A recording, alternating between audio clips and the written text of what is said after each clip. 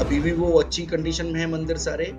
और अब तो गाँव वाले सभी लोगों ने अपना कमेटी बना रखी हैं। उन मंदिरों में बड़े-बड़े मेले लगते हैं। वैद्य थे, तो दवाइयाँ गरीब लोगों की सेवा करना कि लोग कैसे निरोग रह सकते हैं।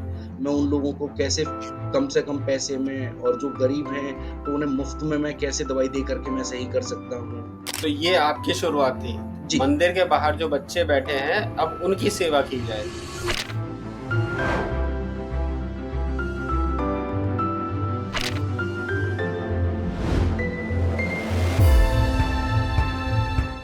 नमस्ते भक्तों, स्वागत है आपका भक्त चरित्र में, जहां हम उन आवाजों को सामने लाते हैं जो हिंदुत्व और भारत में आस्था रखते हैं।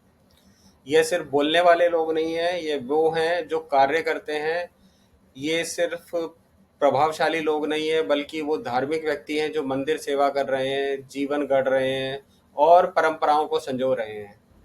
आज हमारे साथ एक ऐसे ही व्यक्ति हैं जिनका जीवन, कार्य और साधना से जुड़ी स्पष्टता मुझे बहुत प्रभावित करती है। इनका नाम है डॉक्टर गगन शर्मा। मैं इन्हें बहुत वर्षों से जानता हूँ। इन्होंने पीएचडी पूरी करने के बाद अपनी धार्मिक यात्रा पे चल पड़े। फिर इन्होंने हिंदुत्व और सनातन धर्म के लिए कुछ करने का लक्ष्य तय किया। और जब 2021 में मैं इनसे मिला तो इनके धर्मशास्त्र और पूजा पद्धति का ज्ञान देखकर मैं हैरान रह गया था। उनके सेवा कार्य और धार्मिक कार्यों में योगदान को देखकर मुझे ये विचार आया कि हम भक्तों के साथ उनके विचारों को साझा करना चाहिए। तो मैं सबसे पहले स्वागत करना चाहूँगा डॉक्टर गगन शर्मा का। आपका पॉडकास्ट में स्वागत है। अपने बारे में कुछ बताइए, कहाँ रहते हैं और आपका क्या प्रोफेशन है? पहले तो आपका बहुत-बहुत धन्यवाद कि आपने मुझे अपने पॉडकास्ट पे बुलाया और मेरे विचारों को साझा करा। तो मैं गगन शर्मा, अ, जब से मैं आध्यात्मिक रुचि मेरी बढ़ी है, तब से मैं थोड़ा घुमंतू प्रकार का हो गया हूँ। अपना घूमना, जितना मुझसे हो सकता है, जो चीज़ें मेरे से हो सकती हैं, मैं उन चीज़ों पर काम करना, सोसाइटी के लिए हम क्या कर सकते हैं, कैसे मैं अपने समाज के लोगों के लिए अच्छा काम करूँ, केवल मेरा इस विचार पर विचार रहता है।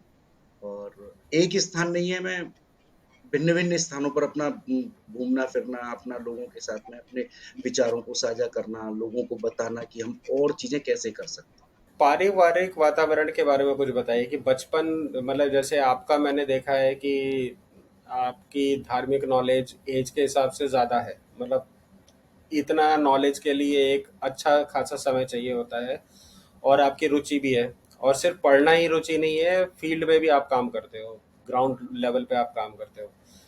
तो तो ये बताइए कि बचपन से आपका जो पारिवारिक माहौल था घर का, अध्यात्म को लेके, वो कैसा था? देखिए, पारिवारिक माहौल मेरा घर का वो बहुत ज़्यादा स्पिरिचुअल और रिलीजियस थे सारे लोग।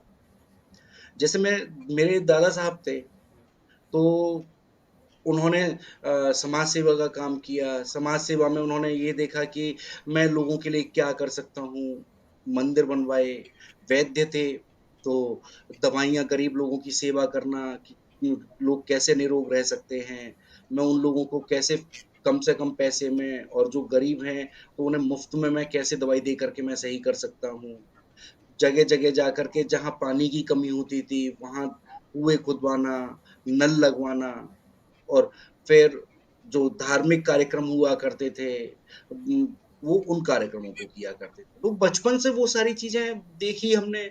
फिर वो हमारे पिताजी से आया, वो भी उन्हीं चीज़ों में रहे।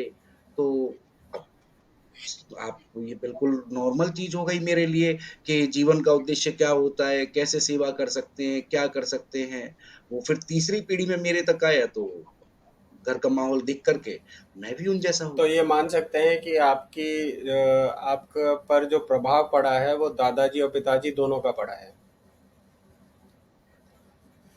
जी। तो फिर जैसे आपने ये दादाजी वाली हमने बात की थी कि दादाजी की टेम्पल, मतलब मंदिरों में बहुत सारे कार्य रहे हैं। आपके दादाजी ने बहुत सारे मंदिरों में काम किया है, हमने इस पर बहुत डिस्कशन भी किया है।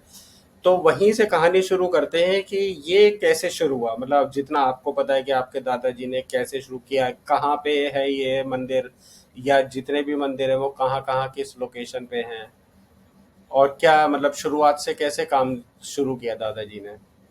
देखिए ऐसा था जब मंदिरों का वो ये विचार ऐसे लेकर के आए कि जा रहे हैं लोगों में वो दवाइयाँ दे रहे हैं, फिर एक ही घर है, छोटा घर हुआ करता था, उसमें बड़े लोग भी बैठे हुए हैं, वो घर की औरतें भी बैठी हुई हैं, तो घर की औरतें अंदर काम कर रही हैं, बाहर आदमी बैठे हुए हैं, तो थोड़ा-सा उन्हें अनईज़ी सा लगता था कि हम थोड़ी-सी तो आज़ादी दें औरतों को, वो अंदर घूम पर्दे में बैठी हुई हैं, थोड़ा आज़ादी दें, उनको थोड़ा खुलापन दें, जिससे कि वो अपना काम अच्छे से कर सकती हैं।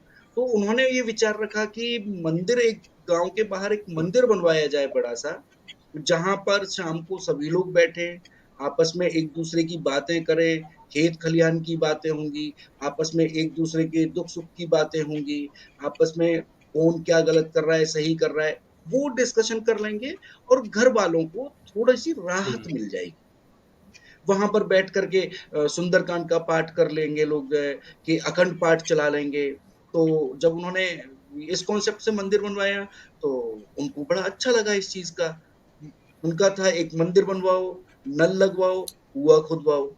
तो लोगों प्यासे लोग आएँगे, पानी पिएँगे, मंदिर पे बैठ के थोड़ा आराम करेंगे। यदि मंदिर पे धार्मिक चर्चा चल रही है, तो एक सुकून मिलता है आदमी को, तो वो उस तो चीज़ पे काम 2 करेंगे। बातें इस चीज़ से हम मतलब इसी लाइन में हम पूछते हैं। एक तो कि लोकेशन अगर आप बता सको ये कहाँ का है, आपका जो मतलब दादाजी का घर है वो कहाँ पर है, और आपके दादाजी के मंदिर बनवाने से पहले की क्या परिस्थिति थी, मतलब कहाँ था मंदिर जहाँ लोग जाया करते थे, क्या काफी दूर था या था ही नहीं कोई मंदिर, इस बारे में कुछ बताइए। देखिए, जब वो रूरल एरिया में इंटीरियर में जाया करते थे, तो मंदिर बहुत कम हुआ करते थे। तो जहाँ मंदिर नहीं है गाँव में, तो गाँव के बाहर उन्होंने जगह लेकर के या लोगों से बात करके वहाँ उधर मंदिर बनवाए। तो ऐसे करीबन 15-20 लोकेशंस हैं जहाँ पर उन्होंने मंदिर बनवाए, कुएँ खुदवाए, हैंडपंप लगवाए। तो वो अलग-अलग जगह पर अलग-अलग जाकर के जहाँ पर उन्हें लगा कि ये पॉइंट है, यहाँ पर लोग मिल सकते हैं, 3-4 गाँव के लोग यहाँ आकर के बैठ के बात कर सकते हैं। तो उन्होंने वहाँ का पॉइंट लिया और वहाँ से उन्होंने मंदिर बनवाया। और कुछ मंदिर ऐसे भी हैं जो उस टाइम बहुत टूटी हुई स्थिति में थे, जीर्ण-शीर्ण थे बिल्कुल, तो उन मंदिरों को फिर से जीर्णोद्धार अच्छा। करवाया था तो उन्होंने। मतलब ये था कि कुछ जगह पे ऐसा लगा कि नया मंदिर बनाने की आवश्यकता है, कि एक ऐसा सेंटर पॉइंट है जहाँ पे लोग कुआं खुद जाए या मंदिर बन जाए तो लोग पानी के लिए भी आएंगे, पूजा पाठ के लिए भी आएंगे, बैठेंगे भी पेड़ों की छांव में। और जी, कुछ ऐसे भी मंदिर थे जो टूट चुके थे और जिसमें कोई जाता नहीं था, उनका जीर्णोद्धार भी करवाया है। तो जी, लोकेशन बता जी। सकते हैं, स्टेट या सिटी कहाँ पे है ये, किस एरिया में? यूपी में डिस्ट्रिक्ट हम्म। हाथरस पड़ता है। उसके अंदर बहुत सारी जगह पर सिकंदराव के पास में बहुत जगह हैं जहाँ पर उन्होंने अच्छा। बनवाए। तो अभी उन मंदिरों की कंडीशन कैसी है जो दादाजी ने बनवाए? मेरे ख्याल से शायद 50-60 साल हो गए होंगे। अभी भी वो अच्छी कंडीशन में है मंदिर सारे और अब तो गाँव वाले सभी लोगों ने अपना कमेटी बना रखी हैं। उन मंदिरों में बड़े-बड़े मेले लगते हैं, पूरे पाठ होते हैं। अब वो सिद्ध मंदिर का सा स्थान ले चुके हैं। कई मंदिर तो ऐसे हैं कि सिद्ध शिवलिंग का स्थान उनका हो गया है कि बहुत उनका अपना उस क्षेत्र में बहुत अच्छा प्रभाव है। तो इसका मतलब जितने भी मंदिर हैं वो आज की समय में जो है वो आज भी चल रहे हैं, और कई मंदिर जो है वो माने जाने माने मंदिर हो चुके हैं, जिसमें अच्छी खासी लोग आते हैं जी। सेवा के लिए, पूजा के लिए। फिर ये परंपरा आगे चली पिताजी से आप तक, या ये दादाजी तक ही सीमित थी? नहीं, दादाजी की बात में पिताजी ने थोड़ा कम किया, लेकिन हाँ किया। जैसे आपने सोरो सूकर क्षेत्र सुना होगा, वहाँ पर एक गंगा जी हम्म, की जगह पड़ती है कछला, तो अ, पिताजी ने वहाँ मंदिर बनवाए, नल लगवाए वहाँ पर कि लोग आएँगे, यहाँ हम्म। बैठेंगे, पूजा-पाठ करेंगे अपना नहाने की जगह थोड़ी-सी बनवाना, कि साफ-सफाई बनवाना, प्लेटफ़ॉर्म तैयार करवाना कि यहाँ पे लोग आकर के नहा कर के बालू में से निकलेंगे, तो यहाँ कपड़े चेंज कर सकते हैं। तो इस तरह का उन्होंने भी किया। क्या बात! तो मुझे लगता है कि ये तो काफ़ी मतलब बड़ा विस्तृत काम है कि 15-20 मंदिर बनवाए, और वो आज तक चल भी रहे हैं, और वो सिर्फ खाली मंदिर नहीं बनाए, वो एक पूरा सिस्टम बनाया है कि मतलब वहाँ पे लोग पानी भी पी रहे हैं, कुआँ भी है, पेड़ भी हैं, और जो मंदिर में पूजा करने के लिए आ रहे हैं तो उनको कपड़े चेंज करने के लिए और बाकी फैसिलिटीज भी मिले, तो ये काफी एक अच्छा डेवलप्ड मतलब इंफ्रास्ट्रक्चर बन गया होगा वहाँ पे। जो दादा साहब थे उन्होंने मंदिर बनवाए और फिर वहां पर फल वाले पेड़ लगवाए कि यहाँ पे फल वाले पेड़ होंगे। अब जैसे बच्चे हैं, बच्चे कहाँ दोपहरी में खेलेंगे, इधर उधर गलियों में खेलेंगे तो उनकी लगेगी। जहां बड़े लोग बैठे हुए हैं दोपहरी में छांव में, तो वहां फलदार आप पेड़ लगवा दीजिए, तो गांव के बच्चे वहीं आएंगे। जामुन के पेड़ लगवा दिए तो वहां जामुन तोड़ने के लिए बच्चे आ रहे हैं, तो वो ज्यादा उधम भी नहीं करेंगे। बच्चे प्रकृति से कनेक्टेड बन लगे होते रहेंगे और फिर वो निगाह में भी रहेंगे। ये बहुत अच्छा काम था और आपके पिताजी ने भी इसको शुरुआत मतलब इसको कंटिन्यू किया। आपका क्या इसमें विचार है आगे, जी। मतलब इसको कैसे कंटिन्यू किया जा सकता है या कैसे करना चाहिए इसको आज के समय में, अब कैसे कंट्रीब्यूट किया जा सकता है? देखिए, आज के समय में मंदिर तो भरमार हैं सारे, हर गली में मंदिर है। और अब मंदिरों पे ध्यान न दे करके अब मंदिरों को ध्यान देना चाहिए कि अब हमें समाज के लिए क्या काम करना चाहिए। क्योंकि मंदिर में सभी लोग आते हैं, मंदिर में सभी लोग अपनी एक आस्था लेकर के आ रहे हैं, लेकिन अब हमें ये देखना चाहिए जो मंदिर की समितियां हैं कि जो समाज की आस्था जो समाज लेकर के आ रहा है, उस आस्था के अनुरूप हम कुछ कर पा रहे हैं कि नहीं कर पा रहे हैं। हम्म, हम्म, तो उसके लिए जैसे मैंने आपको पहले बताया था कि मंदिरों में जाकर के वहाँ बात करके, वहाँ के लोगों को थोड़ा-सा इन्फ्लुएंस करके उन लोगों को समझा करके, जो बच्चे बाहर गरीब बच्चे होते हैं, हम कैसे हम्म, उन बच्चों को पढ़ाएँ? क्योंकि बच्चों में ही ठाकुर का निवास होता है। और जब बच्चों में ठाकुर का निवास है और हमारा ठाकुर मंदिर के बाहर बैठ कर के भीख माँग रहा हो, तो आप सोचिए मंदिर की क्या स्थिति होगी? तो हम कैसे करके इन गरीब बच्चों को पढ़ा सकते हैं, उससे हमारी ठाकुर सेवा हो सकती है। क्योंकि सांदीपनि ऋषि के आश्रम में भगवान कृष्ण गए हैं, भगवान रामचंद्र जी अपने गुरु जी के आश्रम में गए हैं, तो वो लोग भी आश्रमों में जाकर के पढ़े हैं। आश्रम का मतलब आश्रम नहीं थे, वो स्कूल हुआ करते थे, वहां पढ़े हैं जाकर के। तो गरीब बच्चे हैं, अब ये मंदिर के सामने भीख मांग रहे हैं, हम इनको थोड़ा पढ़ा लिखा दें, थोड़े पढ़ लिख जाएंगे, तो उनका अपने जीवन का एक जो स्टेटस है वो थोड़ा चेंज हो सकता है, लेवल तो चेंज हो मुझे लग जाएगा। रहा है कि शायद आपकी डायरेक्शन इस तरफ गई है, तो कुछ इस बारे में बताएंगे कि आपने जी। फिर ये जो नया आपने जो विचार दिया है कि बच्चों को पढ़ाना चाहिए, जो स्कूल के वो मंदिर के बाहर जो बच्चे भीख मांग रहे हैं, तो फिर इसमें आपने क्या किया है अभी तक, या आपका क्या कंट्रीब्यूशन रहा है? इसमें कई जगह पर मैं गया, तो बहुत जगह मैंने बातें करी, वहाँ के पुजारियों से बातें करी, जो समिति है उन लोगों से बातें करी। तो कुछ हम्म, लोग तो इस चीज़ में एग्री हो गए, लेकिन कुछ लोग इस चीज़ में एग्री नहीं हुए। तो अभी कई जगह ऐसा है कि कई जगह ऐसी चल रही है, जैसे बिसर पे चल रहा है, और आपका आगरा में चल रहा है, पंजाब में है, मेरठ में है।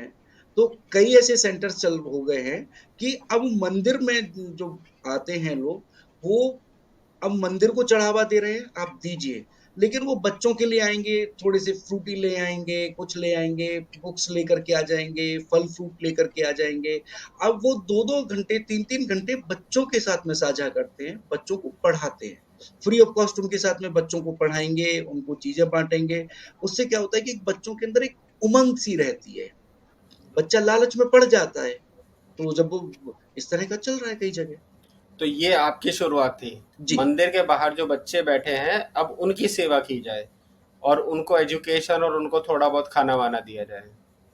हाँ, देखिए मंदिर के हमारा जो हिंदू समाज है, हम मंदिर में चले जाते हैं, अपनी आस्था से चले गए, सारा सब कर लिया। लेकिन कभी आपने ये विचार किया कि आपका माथा कभी खिन्न हुआ, कि मूड ऑफ हुआ आपका, कि मैं अभी मंदिर में तो चमकते-धमकते मंदिर में गया, एक अच्छे वातावरण में गया, और जैसे ही मैं आता हूँ कि बच्चे चारों तरफ से मुझे घेर लेते हैं, और वो लोग ₹1 दे दो, ₹2 दे दो, उसके लिए पीछे पड़े रहते हैं।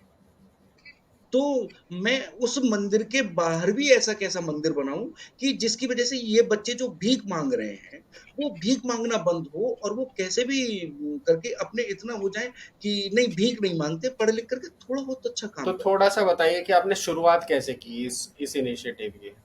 इसका मैंने ऐसे किया कि एक बार मैं मंदिर गया, वहाँ थोड़ा-सा मेरा भी माथा ठनका कि बच्चे आ गए कि ₹1 दे दो, ₹1 दे दो। वहाँ थोड़ा मुझे अजीब लगा। मैंने यार अंदर तो ठाकुर की पूजा करके आ गए और ये बाल गोपाल बाहर भीख माँग रहे हैं और गोपाल जी के अंदर हम पूजा कराएँ। गोपाल जी पूरे सोने में लदे हुए हैं, पूरा अच्छे उनके श्रृंगार हो रहे हैं, सारा सब कुछ हो रहा है और ये जो बाल गोपाल है ये हुँ। भीख माँग रहा है। तो जब ये बाल गोपाल भीख माँग रहे हैं, तो मैं ऐसा क्या कर सकता हूँ कि इन बाल गोपाल ये जो भीख माँग रहे हैं, इनके जीवन को अच्छा बना सकूँ? तो उसके लिए मैं गया, फिर वहाँ पे थोड़ी फ्रूटी लेकर के गया, 1-2 बुक्स लेकर के गया, कॉपी ली कलर्स लिए और फिर उन बच्चों के साथ में बीच में बैठा, तो उनको थोड़ा-सा धीरे-धीरे करके 1 दिन, 2 दिन, 4 दिन, तो 10-15 दिन में थोड़ा बच्चों के साथ में ये सब चीज़ की, तो उनको अच्छा लगने लगा। फिर मैंने अंदर जाकर के मंदिर में बात की वहाँ के अच्छा। पुजारी जी से, तो हुँ। उनको ये कॉन्सेप्ट समझ में आया। तो उन्होंने कहा कि सेठ जी आते हैं, तो सेठ जी से एक बार हुँ। बात करते हैं इस टॉपिक पे। तो सेठ जी आए, तो उन लोगों से बातें हुई कमेटी में। तो कुछ लोगों को ये अच्छा लगा, कुछ लोगों को ये बेकार लगा। लेकिन जिन लोगों को अच्छा लगा, उन्होंने इस चीज़ को आगे बढ़ाया। फिर ये हुआ कि अब इन्हें पढ़ाएगा कौन? तो वहाँ पर जो पढ़े-लिखे हुँ। लोग थे, उन्होंने कहा कि 2 घंटे हम यहाँ पे देते हैं, हम ताश-पत्ते खेलते हैं, टीवी देखते हैं, फालतू टाइम पास करते हैं। तो वो अपनी गाड़ियाँ लेकर के आते थे, हुँ। उन बच्चों को वहाँ पढ़ाते थे, उनके साथ में अपना अच्छा टाइम बिताते थे, फिर उनको खाने-पीने की चीज़ें देते थे, कि जिससे लालच में ये फिर अगली बार आएँगे। तो ऐसा करते, करते वो सेंटर तो बहुत ये अच्छा सबसे चलता पहला रहा। आपने कहाँ पे काम किया? किस जगह पे? ये सबसे पहला मैंने काम किया था मेरठ में। और अब ये आपका जो मॉडल है, ये कितने लगभग जगह पे या कितने मंदिरों में आप करवा चुके हैं अभी तक? देखिए, इसके लिए पुरुषार्थ की बहुत ज़रूरत होती है और पुरुषार्थ के साथ में धन की ज़रूरत होती है। तो कई लोगों को लगता तो अच्छा है कि हाँ, सही है, हुँ। पुरुषार्थ कर देंगे, लेकिन आड़े धन आता है। तो अभी मेरा करीबन 20-22 मंदिर इस तरह के हैं कि जहाँ पे ये अच्छा। चीज़ें चल रही हैं। 20-22 कम नहीं होते, बहुत ज़्यादा होते हैं। अगर 20-22 मंदिरों में भी ऐसा हो रहा है कि वहाँ के चढ़ावे का कुछ हिस्सा जो है, वहाँ बाहर बैठे बच्चों को खाने और पढ़ाई में अगर लग रहा है, तो ये बहुत अच्छा इनिशिएटिव है।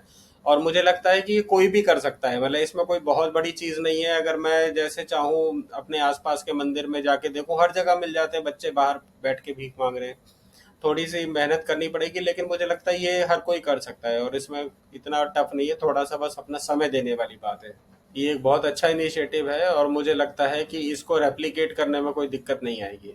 एक अच्छा अपना योगदान भी है कि हम इस तरीके से कर सकते हैं। अब मंदिर हैं, मतलब अगर हम नॉर्थ इंडिया की बात करें तो मुझे लगता है कि नॉर्थ इंडिया में मोस्टली जो जितने रिहायशी शहर हैं वहाँ पे मंदिर अच्छे चल रहे हैं और मंदिरों में लोग भी जी। आते हैं। तो मुझे लगता है अब उसके बाहर काम करने की ज़रूरत है और ये आपके मॉडल को इंस्पायर होके किया जा सकता है। अब इसके बाद हम बात करते हैं आपके यूट्यूब चैनल पे। हमने आपका यूट्यूब चैनल देखा, लाइफ जी। मोक्षा। इसके बारे में कुछ बताइए, इसकी शुरुआत कहाँ से हुई, कैसे प्रेरणा मिली? लाइफ मोक्षा का ऐसा था कि जब ये यूट्यूब चैनल हुआ तो जो मेरे मित्र वगैरह थे, तो हम लोगों उन लोगों को लगा यार बात बहुत करते हैं, चलो इसको यूट्यूब पर डालते हैं। तो थोड़ा इनिशिएटिव लिया था मैंने इसमें, तो अपने विचारों को साझा करना कि क्या-क्या है, कहाँ कैसे हो सकता है, वो थोड़ी चीज़ मैं साझा कर तो पाया इसमें उन चीज़ों मेनली को। आपका ऑब्जेक्टिव क्या था इस चैनल को बनाने का? मेरा ऑब्जेक्टिव केवल इतना था कि जो रूढ़िवादिता जो हम नहीं जानते हैं जिन चीज़ों को, तो उन चीज़ों के पीछे क्या है, आध्यात्मिक कारण क्या है, उसका वैज्ञानिक कारण क्या है, उस पर चर्चा करें। क्योंकि जो हमारा सनातन सभ्यता, जो हमारी सनातन पद्धति है, वो आध्यात्मिक और वैज्ञानिक दोनों कसौटियों पर खरी उतरती है। तो उस पर चर्चा करी जाए कि इसका आध्यात्मिक स्रोत क्या है, ये इसका आध्यात्मिक अनुभूति कैसे होती है और वैज्ञानिकता की कसौटी पर ये कैसे खरा उतरता है। ओके। मैंने भी आपके कई सा वो उसमें से यूट्यूब चैनल में मैंने कई सारे शॉर्ट्स मैंने आपके देखे हैं और उसमें मेनली मैंने यही देखा है कि हाँ, कहीं न कहीं जो अंधविश्वास को मिटाने वाले टॉपिक्स हैं या मतलब जिससे कि मतलब कि वो चीज़ें जो कई सदियों से चली आ रही हैं और हमें समझ में नहीं आता कि उसके पीछे का लॉजिक क्या है या साइंटिफिक एंगल क्या है, वो मैंने देखा है कि उसमें आपने बताया है। और तो कोई ऐसा कुछ, कोई रिएक्शन वगैरह कुछ जो आपको लगा हो कि मतलब जिसने आपको इंस्पायर किया हो, इस चैनल के थ्रू आपको मिला हो किसी व्यूअर से? हाँ, कई लोगों के बहुत सारे क्वेश्चन्स आते थे। वो मेल आईडी पे क्वेश्चन्स भेजा करते थे कि ये कैसे होता है? जैसे कई लोगों ने पूछा कि हम पूजा करते हैं तो हमें थोड़ा नेगेटिविटी लगती है, तो उसका कुछ उपाय बताइए। तो किसी ने पूछा कि भगवान का ऐसे करके होता है, आपने तो ये चीज़ बताई। तो कई सजेशंस आए मेरे पास में, कई क्वेश्चन्स आते थे, फिर उन लोगों से बातें करना, उनको रिप्लाई देना। तो अब इसमें आगे तो क्या प्लान है आपका? आप इसको कंटिन्यू करना चाहते हैं या फिर किसी और एंगल से अपना आपने धार्मिक कार्य मतलब किसी और एंगल पे शुरू कर दिया है? नहीं, नहीं, कंटिन्यू तो देखिए मैं इसी इसी में ही करूँगा। मेन चीज़ देखिए क्या है कि हमें लैक ऑफ नॉलेज है। हमें जिसने जो बोल दिया हमने वो चीज़ कर ली। ना हमें ये मालूम है कि हमें मैं कर क्यों रहा हूँ और मुझे करना अब कैसे तो है। ना हम्म, मुझे क्यों मालूम है, ना हम्म। मुझे कैसे मालूम है। बस जिसने बोल दिया हमें ये मालूम है ये इसको ऐसे करना है। तो आप अब तो वैसे भी जी, व्हाट्सएप जी। यूनिवर्सिटी आ गई है, तो अब पता नहीं कोई कुछ भी मैसेज डाल देता है, लोगों को लगता है कि हाँ ये बात सही होगी तो ऐसे कर लेना चाहिए। हाँ, नहीं देखिए ऐसा होता है मार्केट में सभी लोग लगे हुए हैं, सब अपने को हम्म, बेच रहे हैं। यदि आप यूट्यूब और ये सोशल मीडिया पे आए हैं तो इसका अर्थ है केवल आप अपने को बेचने के लिए आए हैं। आप सोसाइटी में ये करने के लिए आए हैं कि सोसाइटी मुझे समझे, मुझे जाने और मेरे फॉलोअर्स बनो और बिल्कुल किसी और को नहीं सुनना है और भेड़ की तरह से मेरे पीछे आ जाओ। तो वो बिल्कुल उनका ये है। लेकिन जब नॉलेज आपको जब मिलेगी, जब आप धर्म ग्रंथों को स्वयं पढ़ेंगे, नॉलेज आपको जब मिलेगी, आप जब धर्म ग्रंथों को पढ़ने के बाद में अपने जीवन में लेकर के आएँगे, किसी ने बोल दिया कि इसको करने से ऐसा होता है, इसको करने से ऐसा होता है, ठीक है, हम्म, होता होगा। लेकिन क्या मैं वो हूँ जिसको करना चाहिए कि नहीं करना चाहिए? आखिर मैं करूँ तो क्यों करूँ और नहीं हम्म। करना है तो मुझे नहीं करना है। हमारे अंदर ना ये कॉन्सेप्ट आता है, ना हमारे अंदर ये कभी क्वेश्चन उठता है कि इसने ये किया है, बस उसने ये किया है तो मैं भी ऐसे करके करता हूँ। तो हमें मालूम होना चाहिए हमें करना क्या है। तो अब इसी से जुड़ा एक और सवाल मैं पूछना चाहूँगा कि मान लीजिए कोई अपनी धार्मिक यात्रा को शुरू करना चाहता है, कोई यंग बच्चा है, कॉलेज से निकला है या प्रोफेशनल लाइफ में आया है, तो कहाँ से शुरुआत करनी चाहिए? मतलब कोई किताब पढ़ के करनी चाहिए? कैसे शुरुआत करें? सबसे पहले तो उसको शांत होना चाहिए और दूसरी चीज़ उसको सबसे पहले इंडियन फिलॉसफी पढ़नी चाहिए।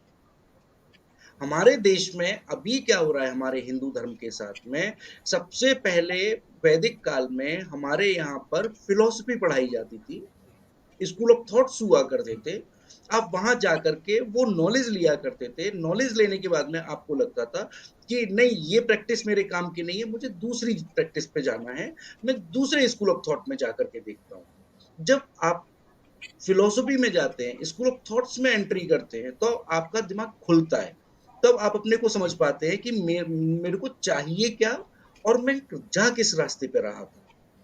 जब आप फिलॉसफी पढ़ेंगे, तो हुँ, आपको खुद समझने में आ जाएगा कि मेरे को किस रास्ते पे कौन-सी आध्यात्मिक यात्रा करनी है। अभी हम कर क्या रहे हैं, किसी ने कह दिया इसके 7 पाठ कर लो, इसके 11 पाठ करो, भई ये पढ़ो, इनसे होगा। लेकिन आप ये सोचिए क्या आपके अंदर कोई विचार निकल कर के आया? क्या आपके अंदर कोई एक शांति आई? आप तो बिल्कुल लालची हो गए, एकदम ग्रीडीनेस आपके अंदर आ गई कि नहीं ये करने से ये होता है। अरे अध्यात्म ये बोलता है कुछ ना करके भी सब कुछ कर लो, उसको अध्यात्म बोला गया है। हम सूफियों की बात करेंगे, हम फकीरों की बात करेंगे, हम साधुओं की बात करेंगे, लेकिन आप ये देखिए ना वो उन्होंने ये चीजें पाई कहाँ से? हुँ। जब शंकराचार्य का आप थॉट पढ़ेंगे, जब आप विनोबा भावे जी को पढ़ेंगे, विवेकानंद जी को पढ़ेंगे, आप ओशो को पढ़ेंगे, तो आपको मालूम पड़ेगा। आपको हमें यही नहीं मालूम है चार्वाक सिद्धांत है क्या? हम बातें तो करेंगे कि ये सब मिथ्या है, जगत मिथ्या है, लेकिन हम घुसे इसी जगत में रहेंगे। हमें ये मालूम है कि ये जो फिजिकल एसेट्स हैं ये सब बेकार हैं, लेकिन जितने भी आप बड़े-बड़े साधु और इन सबको देखेंगे, वो उनके बड़े-बड़े महल बने हुए हैं आश्रम के नाम पर और वो अपना अच्छे से लाइफ एन्जॉय कर रहे हैं। लेकिन चारवाक सिद्धांत को हम बिल्कुल नेग्लेक्ट कर देंगे। तो कहीं न कहीं चारवाक सिद्धांत के अंदर ऋषि चारवाक ने क्या बोला था और मैं क्या कर रहा हूँ? यदि ऋषि चारवाक ने बोला था कि उधार का घी पियो और मस्त रहो, तो क्या मैं उधार का घी नहीं पी रहा हूँ क्या? क्या मैं फिजिकल एसेट्स में ज़्यादा आगे नहीं बढ़ गया हूँ क्या? हाँ, जब तक आप ये इंडियन फिलॉसफी नहीं पढ़ेंगे, थॉट्स नहीं पढ़ेंगे तब तक आपको कुछ भी समझ में तो नहीं आएगा। फिलॉसफी से मुझे समझ में आ रहा है कि आप बता रहे हैं कि जो हमारे 6 दर्शन हैं, उनकी आप बात कर रहे हैं। जी, मीमांसा, जी। योग। नहीं, उसके लिए मैं इतना अंदर नहीं घुसने का बोल रहा हूँ कि आप षट दर्शन, मीमांसा और ये सब पढ़ें। हाँ, आप एक छोटा-सा इंट्रोडक्शन तो आप ले सकते हैं उसका, कि इंडियन फिलॉसफी है क्या? इसमें कौन-कौन लोग हैं? इसमें किसने क्या विचार दिया है? तो आप उनकी बात तो कर सकते हैं। उनके बारे में सोच तो सकते हैं, कि मैं किस उसमें जाना चाहता हूँ। है ना? जब तक आपका थॉट नहीं होगा, तो आप कहाँ जाएँगे? अभी हमारा थॉट सेल्फ जनरेटेड है नहीं, दूसरे ने थोप दिया, बस वही चल रहा है हमारा। जैसे अभी हमने बात की कि एक तो हमारे 6 दर्शन हैं, है ना? जी, कि तो क्या हमें इन 6 दर्शनों को पढ़ना चाहिए, या और 6 क्या, बल्कि अब तो ये माना जाता है कि हमारे दर्शन मतलब 6, वो 7वां भी दर्शन ओशो को भी अब रखा जाता है कि ओशो पे आके खत्म हो जाता है दर्शन। जी, तो जो एक तो हमारे 6 जी। दर्शन हैं वो पढ़ने चाहिए, ओशो को पढ़ना चाहिए, या उसको जो लिखने वाले हैं श्रील भट्ट और आदि शंकराचार्य, इनको पढ़ना चाहिए, या वो पूरा दर्शन पढ़ा जाए? क्योंकि मैं इसलिए पूछ रहा हूँ क्योंकि दर्शन मैंने भी पढ़ा है, लेकिन और हर दर्शन में क्या होता है, सांख्य में कुछ और है, मतलब सांख्य की फिलॉसफी अलग है, मीमांसा की फिलॉसफी अलग है, फिर जो आपके वैदिक शास्त्र हैं उनकी फिलॉसफी अलग आती है, तो और फिर ओशो अलग कुछ कहते हैं। तो किसी एक पर्टिकुलर दर्शन को लेके चला जाए, या इनके लेखकों को पढ़ा जाए, इनके रचनाकारों को पढ़ा जाए? देखिए, सबसे पहले तो जब आप दर्शन पढ़ेंगे ना, तो आपको समझ में आ जाएगा कि मैं किस सिद्धांत का व्यक्ति हूँ और मुझे कहाँ जाना है। आप सांख्य में जाएँगे, जैसे आपने कहा सांख्य अलग बोलता है, मीमांसाएँ अलग बोलती हैं, सब अलग-अलग बोलेंगे। मैं आपको फॉर एग्ज़ाम्पल बताता हूँ, जो हमारा सनातन धर्म है, ये 4 लोगों में है डिवाइडेड। वैष्णव, सन्यासी और शाक्त, इन 3 में ये हो गए, ये 3 मानने वाले हो गए और चौथा जो है वो इन किसी को भी नहीं मानता है। तो हमारे जो इंडियन फिलॉसफी है, उसके अंदर किसी को न मानना भी मानना बोला गया है। हमारे यहाँ विरोध किसी का नहीं है। आप वेस्टर्न फिलॉसफी में जाएँगे, तो वेस्टर्न फिलॉसफी एक-दूसरे को तोड़ रही है। यहूदी ईसाइयों को तोड़ रहे हैं, ईसाई इस्लाम को तोड़ रहे हैं, सब एक-दूसरे के सिद्धांत को तोड़ रहे हैं। हमारे यहाँ पर हमारे सनातन धर्म का जो सिद्धांत है, वो केवल एक-दूसरे को जोड़े हुए है और यदि मेरे को ये चीज़ पसंद नहीं आ रही है और जो चीज़ मुझे पसंद आ रही है, मैं उसको तोड़ूँगा नहीं। मेरे को जो पसंद आ रही है, फिर मैं उस रास्ते पे चला जाऊँ। तो पहले आपको मालूम तो पड़े कि आप किस दर्शन को दर्शन करना चाहते हैं। तो उसके लिए आपको दर्शन में थोड़ा-सा बेसिक्स दर्शन में आप जाइए, फिर आप जैसे आपने कहा शंकराचार्य को पढ़ना चाहिए। हाँ, ये भाष्य पढ़ने चाहिए उनके कि जो हमारे पुराने जो लोग हैं, हमारे दादे-परदादे हैं, उन्होंने क्या बोला है और मुझे क्या सुनना है। अब जैसे ओशो हैं, ओशो को यदि आप पढ़ेंगे, हाँ, वो चटकीले हैं, वो बहुत चटपटी बातें करते हैं और वो ऐसी बात कर जाते हैं कि ओशो का ये है कि वो 1 सेकंड में शीशा तोड़ देते हैं व्यक्ति का। तो वो जब आप ओशो को जब समझेंगे, जब आपके अंदर वो दर्शन आपने पढ़े हुए होंगे, अच्छा ओशो ने ये बात इस वजह से बोली है। आप मनोरंजन के लिए करेंगे तो मनोरंजन के लिए आप कुछ भी कर लीजिए। लोग अपने घर में चालीसा चला करके मनोरंजन कर रहे होते हैं, आरतियां सुन रहे होते हैं, मनोरंजन कर रहे होते हैं, लेकिन क्या हमें मालूम है कि ये चालीसा मुझे क्यों सुननी है, इसका भाव क्या था? वो मेरे अंदर से मालूम होगा, मेरा भाव मेरे अंदर से निकलेगा। दर्शन शास्त्र में मेरा ये नहीं है कि दर्शन में घुसना है, दर्शन में केवल आप इतना अपने को टटोल लो कि मैं किस प्रवृत्ति का व्यक्ति हूँ और कैसे विचारधारा से मेरे को आगे बढ़ना है, किस विचारधारा के साथ मुझे आगे बढ़ना है, तो दर्शन आपको वो बताए। तो अभी तक हमने आपके 3 इनिशिएटिव तो पता कर लिए। एक, आपके दादाजी ने मंदिर बनवाए, मंदिरों का जीर्णोद्धार किया, वहाँ पे कुएं भी बनवाए, फिर फलदार पेड़ लगवाए, एक पूरा इकोसिस्टम क्रिएट किया जिसको फिर आपके फादर ने कंटिन्यू किया। फिर आपने उसी इनिशिएटिव को कंटिन्यू किया कि आपने मंदिर के बाहर जो बच्चे बैठे थे उनकी एजुकेशन में आपने कंट्रीब्यूशन दिया। ये दो हमने आपके आपके बड़े इनिशिएटिव के बारे में बात की, फिर धार्मिक यात्रा के बारे में बात की। अब एक और तीसरा इनिशिएटिव जो मैं जानता हूँ और अब मैं चाहता हूँ कि वो भी पब्लिक के सामने आना चाहिए, वो था जो आपने मेड्स के लिए जो आपने काम किया, मेड्स की जो सर्विस की, मेडिकल सर्विस की, उसके बारे में कुछ बताइए कि वो क्या था और उस कहाँ पे किया और उसका क्या बेनिफिट निकल कर आया। उसके लिए ऐसा था कि जब हम सैंपल कलेक्शन करते हैं मेडिकल साइंस में, तो वहाँ मैं देखा करता था कि जो काम वाली बाई होती हैं, मेड होती हैं, तो उनका क्या होता है कि बेचारी वो लोगों के घरों में काम करने आ रही हैं और फीमेल प्रॉब्लम सबको चलती ही चलती है।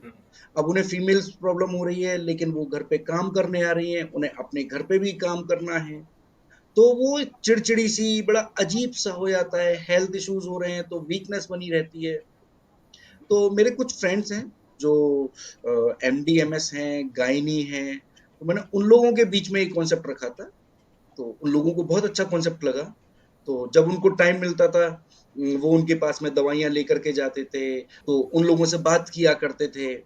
जो मेडिकल फैसिलिटीज जो उनको नहीं मिलती थी, तो उनको जा करके फ्री में दवाइयाँ देना, उनका चेकअप करना, रूटीन चेकअप करना। तो ये मेरा 2-3 जगह बहुत अच्छा चला और अब ये कॉन्सेप्ट जो है कई लोग इस चीज़ को फ़ॉलो भी करते हैं। तो अभी तक कोई नंबर की, मतलब कितनी जगह पे ये हो चुका है या कितनी मेड्स हैं जिनकी सर्विस हो चुकी है, कुछ आइडिया, कुछ नंबर वगैरह है क्या? इसका डॉक्यूमेंटेशन मेरे पास नहीं होगा, क्योंकि मैंने तो केवल उन लोगों को बताया कि हम कैसे कर सकते हैं। फिर वो मेरे फ्रेंड्स जो थे डॉक्टर्स, वो लोग तैयार हुए, गायनी फ्रेंड्स थे वो तैयार हुई, उन्होंने जा जा करके ये चीज़ करी, 2 घंटे के लिए जाना। और फिर एक बार जिसको इस चीज़ में इंटरेस्ट आ जाता है, फिर वो इसी चीज़ में लग जाता है। तो कुछ लोगों को इंटरेस्ट आया, वो लोग लगे, उनको देख करके फिर उन लोगों को इंटरेस्ट आया। ये मैंने एक कई जगह जाकर के बस कॉन्सेप्ट दिया था कि हाँ, हम ऐसे कर सकते हैं, जिससे अच्छा लगेगा और फिर इन लोगों के हेल्थ इश्यूज खत्म होंगे, तो ये और काम कर सकती हैं, मैन पावर का लॉस नहीं होगा इसमें। तो इसमें कुछ चैलेंजेस, कोई चुनौतियां आई हो इस काम को शुरू करने में? हाँ, चैलेंजेस हर काम में आते हैं। तो सबसे पहले तो रिकॉग्नाइज आपको करें तो क्यों करें? क्योंकि कोई भी आकर के दवाई कर सकता है, कुछ भी आकर के कर सकता है। और इसमें डॉक्टर्स का भी था यार, टाइम नहीं है हमारे पास में, हमें अपना और काम देखना है यार, ओपीडी है, मेरी इमरजेंसी लगी हुई है। तो वो भी चैलेंजेस आए थे। तो फिर उनसे रिक्वेस्ट करना कि हफ्ते में 1 दिन चलते हैं, 1 घंटे के लिए चलते हैं, चलो भई। तो मैंने वो पॉइंट बना रखे थे कि यदि मैं लेकर के आऊँगा तो यहाँ लेकर के आना है उनको। तो 1 घंटे के लिए लेकर के आना, उनको पहले से बता के रखना कि भई आज डॉक्टर साहब आएँगे और अपनी जिसको प्रॉब्लम बतानी है वो भई दिखा देना इनको। फ़ोकस मेरा फीमेल प्रॉब्लम पे था, क्योंकि वो बहुत ज़्यादा परेशान होती हैं और वो बहुत मेहनत भी करती हैं। 2-3 फ्रेंड्स मेरे जाया करते थे, फिर उनको अच्छा लगने लगा, उनको देख कर के फिर ओके, ये वेरी चीज़ें गुड। आगे बढ़ने लगी। 3 हमने आपके बड़े-बड़े मेजर कंट्रीब्यूशंस के बारे में बात किया कि एक जो आपके दादाजी से टेंपल लेगेसी शुरू हुई, फिर आपके पिताजी ने किया, फिर उसी टेंपल लेगेसी को आपने बढ़ाया और फिर आपने जो है ये 22 का काम वाली बाई जितनी होती हैं उनकी मेडिकल प्रॉब्लम्स को भी एड्रेस किया। तो एक बहुत अच्छा मॉडल है कि कहीं न कहीं जो देश के और समाज के में वैल्यू एडिशन कर रहा है। कहीं किसी की स्वास्थ्य के बारे में बात हो रही है तो कहीं किसी के आध्यात्मिक गुणवत्ता को बढ़ाया जा रहा है, पूरे समाज की आध्यात्मिक गुणवत्ता को बढ़ाया जा रहा है। चलिए, तो अब हम जो है कुछ रैपिड क्वेश्चंस पे आते हैं। एक छोटा सा सेक्शन है हमारा कि आपने अब तक कितने हिंदू ग्रंथ पढ़े हैं? गिनती तो नहीं है। मैंने मैक्सिमम पुराण पढ़े हुए हैं सारे। दर्शन का मैंने पढ़ा हुआ है, और दर्शन के जितने भी विचार हैं वो पढ़े हुए हैं। और हमारे जो धर्मशास्त्र हैं और जो हमारा इतिहास है, महाभारत, रामायण, इनमें से कौन सा ऐसा करेक्टर है, ऐसा कौन सा पात्र है जो आपको प्रेरित करता है? देखिए, पात्र सारे प्रेरित करते हैं। यदि महाभारत में शकुनी ना हो बिल्कुल। तो भी बेकार है, पांडव ना हो तो भी बेकार है। यदि आप किसी एक की बात करेंगे तो मैं आपसे ये पूछूं, आप सब्जी में ये बताइए कौन सा मसाला बहुत अच्छा है, हम्म। तो नहीं कर सकते किसी की हम इस तरह से। तो सारे पात्र बहुत अच्छे हैं। शकुनी से भी सीखा है हमने, हमने पांडवों से भी सीखा है, हमने सभी लोगों से सीखा है। तो सारे कैरेक्टर्स अच्छे हैं, सब लोगों से हमें कुछ सीखने को मिलता है। यदि इन्होंने अच्छा किया है तो मैं अच्छा कैसे सीखूं, यदि इन्होंने गलत किया है तो मैं गलत क्यों सीखूं। अच्छा, चलिए ये पूछते हैं कि आप नियमित रूप से कोई ऐसा ग्रंथ है जो पढ़ते हैं, जो रेगुलरली या डेली बेसिस पे पढ़ते हैं? जी, रामचरितमानस। कौन सा ऐसा मंदिर है जहाँ जाना पसंद करते हैं? सारे मंत्र। कोई फेवरेट देवी देवता? देखिए, इसमें देवी देवता तो वही हैं, भगवान विष्णु, भगवान आपका शिव। फेवरेट? देखिए, भगवान विष्णु को यदि आप ले लेंगे तो भगवान शिव अकेले रह जाएंगे। देखिए, भगवान शिव ने खुद कहा है कि जो भगवान राम को प्रेम करते हैं वही मेरा सानिध्य पा सकते हैं। भगवान राम बोल रहे हैं कि जो भगवान शिव को पूजा पाठ करेंगे, भगवान शिव की आराधना करेंगे, वो मुझे प्राप्त कर सकते हैं। तो अब ये बताइए कि मैं भगवान शिव को पकड़ूं कि राम को पकड़ूं। भाई, दोनों जब एक दूसरे को बोल रहे हैं तो दोनों ही घनिष्ठ हैं, और इन दोनों घनिष्ठों के साथ में मैं उनका घनिष्ठ हो जाऊं। अच्छा, आपके इष्ट देव? भगवान विष्णु, भगवान शिव। तीर्थ यात्राएं कितनी की हैं अभी तक? तीर्थ यात्रा मैंने बहुत सारी की। लगभग 10, 15? सोमनाथ जी की है। 10-12 तो तीर्थ यात्राएं की होंगी मैंने। अगला प्लान कहाँ का है? अगला प्लान, आ, एक बार मैं द्वारका जा चुका हूँ, फिर मेरे को द्वारका जाना है, सोमनाथ जी जाना है, जगन्नाथ जी को उन्हें मिल के आना है। और अब तो वो समय चला गया, तो केदारनाथ जी का सोच सकता हूँ मैं भी। तो मैं थोड़ा घुमंतू हूँ, तो एक बार निकलो तो फिर अपना घूम लो। बहुत बहुत धन्यवाद डॉक्टर गगन शर्मा। तो अब हम अपने लास्ट स्टेज पे आते हैं हमारे इंटरव्यू के। हमारे दर्शकों और विश्व भर के हिंदुओं के लिए आपका कोई संदेश हो तो बताइए। मैं सभी से हाथ जोड़ करके यही विनती करूंगा कि कुछ तत्वों ने हिंदू धर्म में उद्दंडता फैला रखी है, तो उस उद्दंडता को हम कैसे समाप्त करें, उस पे काम कर सकते हैं। हम अपने आध्यात्मिक यात्रा को कैसे और मजबूत बना सकते हैं, उस पे काम करें। ये गमछा पहन करके, मुंह में गुटखा डाल करके, भगवा ले करके गाड़ियों पे जय श्री राम करने से हिंदू धर्म ऊंचा नहीं होता है। इससे हिंदू धर्म नीचा होता है। हिंदू धर्म ऊंचा होता है विचारधारा से। मेरे हिंदू धर्म में ऐसी क्या चीज है जो पूरे विश्व में अपने हिंदुत्व का परचम लहराए हुए है। देश में बहुत, विश्व में सारी सभ्यताएं समाप्त हो चुकी हैं, लेकिन मेरा हिंदू धर्म सनातन कैसे है, उस पर हम विचार करें। और इस पे विचार करने के बाद में मैं अपने समाज के कैसे काम आऊं, मैं अपने समाज को अपने ज्ञान से कैसे मैं उनकी सेवा कर सकता हूं, हम उस पर विचार कर सकते हैं। तो हिंदू धर्म का मतलब केवल यही है, सेवा करने का मतलब यही है कि हम गरीब बच्चों की सेवा करनी है तो गरीब बच्चों की सेवा कैसे कर सकते हैं, हम बेरोजगार लोगों की सेवा कैसे कर सकते हैं, हम नशा मुक्ति अभियान कैसे चला सकते हैं, हम मंदिरों के बाहर साफ सफाई कैसे कर सकते हैं। तो बहुत सारी सेवाएं हैं। मैं ऐसी कौन सी एक सेवा पकड़ करके आगे चलूं जिससे मेरे देश में मेरा समाज प्रसन्न जी, हो। बहुत बहुत धन्यवाद डॉक्टर गगन शर्मा। आपने केवल अपने विचार ही नहीं बल्कि अपने जीवन का मार्ग भी हमारे साथ साझा किया है। आपकी कहानी हमें याद दिलाती है कि धर्म केवल उपदेश देने की चीज़ नहीं है, धर्म एक जीवन जीने का तरीका है। घर में, समाज में, देश के लिए कैसे अपना योगदान दिया जाता है। प्रिय मित्रों, हमें आशा है कि आपने इस एपिसोड का आनंद लिया होगा और जाना होगा कि कैसे एक साधारण हिंदू बिना किसी चमक धमक के चुपचाप और प्रभावशाली तरीके से हमारी सनातनी परंपरा को आगे बढ़ा रहा है। और हम मानते हैं कि हमारे समाज में ऐसे लाखों करोड़ों भक्त हैं और जो इस तरीके से शांति से देश के लिए, समाज के लिए, धर्म के लिए कार्य कर रहे हैं और जिसका हमें पता नहीं चलता। और इसीलिए हमने ये भक्त चरित्र नाम का पॉडकास्ट की शुरुआत की है कि हमारा मंच ऐसे ही प्रेरणादायक जीवनों को आपके सामने लाता रहेगा, आपको आपसे मिलवाता रहेगा कि लोग कैसे अपने अपनी लाइफ में काम कर रहे हैं, जिसका सबको पता नहीं होता, लेकिन वो एक बहुत बड़ा इम्पैक्ट क्रिएट करता है धर्म के लिए, समाज के लिए, लोगों के लिए। तो यदि आपको हमारी ये बातचीत प्रेरणादायक लगी हो तो लाइक करें, साझा करें, फॉलो करें और सब्सक्राइब करें। हम फिर मिलेंगे एक ऐसे ही नए सच्चे भक्त की सच्ची कहानी के साथ। तब तक के लिए धन्यवाद। आप सबका बहुत बहुत धन्यवाद। डॉक्टर गगन शर्मा आपका धन्यवाद।